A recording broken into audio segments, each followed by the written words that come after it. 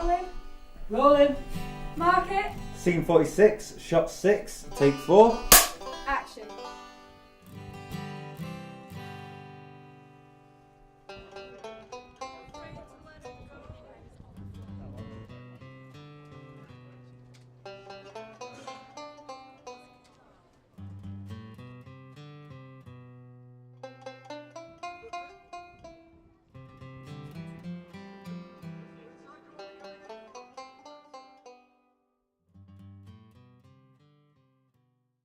My role is sound designer, and my responsibilities are to manage the sound recordists, help the sound editor where I can, and basically do everything in the film that isn't dialogue in post. So that's all the sound effects, the music, and the atmosphere noise. Sound to me is incredibly important in film. I think you're looking at an audio-visual project. I think if you just have visual, then what you got a silent film. We're back in the early 1900s. It's something which isn't really, people want good sound, but at the same time they don't want to work very hard for it. So you've got to be the bloke so basically for me, I've got to be the bloke who makes sure that sound's going all right and the people aren't forgetting about it. Sometimes sound can make the film. I mean, if you can imagine, I don't know, Saving Private Ryan without all the incredible sound design there. If you can imagine Les Mis, if they didn't record everything on set, Casino Royale, the James Bond films, sound design is incredibly important. Sound itself is even more important. I mean, if you have buzzing in sound, if you have buzzing on dialogue in the middle of your film, it won't sound professional. Sound rolling. Rolling. Mark it. Scene 10, buzz track. It doesn't matter where you are, a lot of the time you're going to get a buzz from something. Like if you're in a kitchen, there's going to be the fridge buzzing. Sometimes these lights, they buzz because they've been on too long.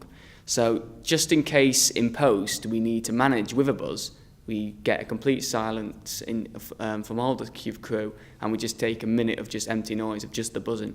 So then in post, me and Cameron, the sound editor, we can either slip the buzz in or try and erase that sound out of the rest of the dialogue. Shot 1, take 4 with alternative line. You're with a lot of people who've never done their roles before, so it can be very difficult to get 100% on a lot of things. But there's a lot of professional people on the course who really want to do well, and they really show the dedication, and that's what counts really. Like I've been asking people to go on the sound recorders, go on set, see how the sets are sounding. I've been making sure that they've got everything they need. They know what how to use the kit. I mean, they're very good, the sound recorders, I must say, because they know what they're doing now, and they learn very quickly, which is great.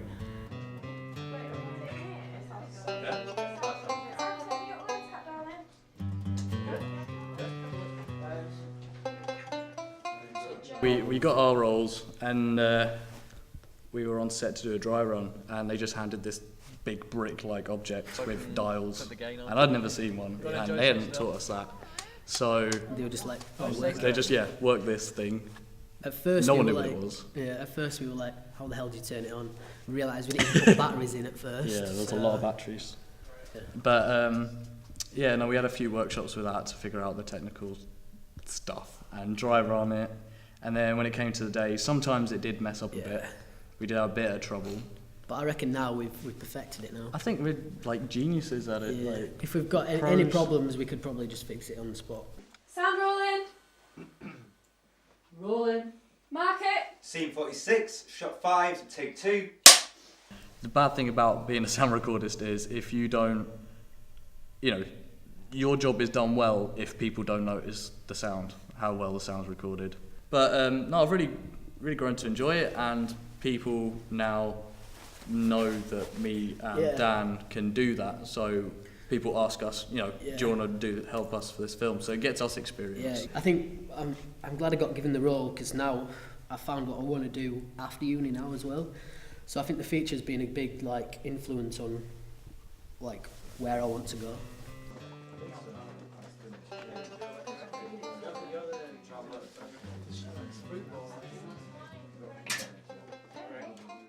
Well, basically, as an offline editor, I see myself as the third storyteller in the process in a way, because it starts with the screenwriter, then the director, then the editor, and I think often the editing part of it is overlooked. I think it's an underrated sort of part of it, You think that you get your footage and slice it together, and you really don't. Everything an editor does completely changes and influences the story and the film. We can make somebody look upset, or you can make somebody look happy with the same cut, depending on what you put before or after it. So it's much more vital than I think it gets its credit for. Sound rolling. Rolling. Mark it. Scene 46, shot 1, take 2. Basically, at the end of the day, after we've been shooting, we get all the clips, and we have to import them, name them from the clapperboard, and then it is what it is, just slicing them together and telling a story. Whatever we get on the day, we'll do it that way. And then once it gets to a point where we've got, at least a rough cut of all the scenes, just put them together, and then there's, it's some form of what could be the film. Paul, have you ever seen a film called The Vanishing? No. Then it's all be over to you.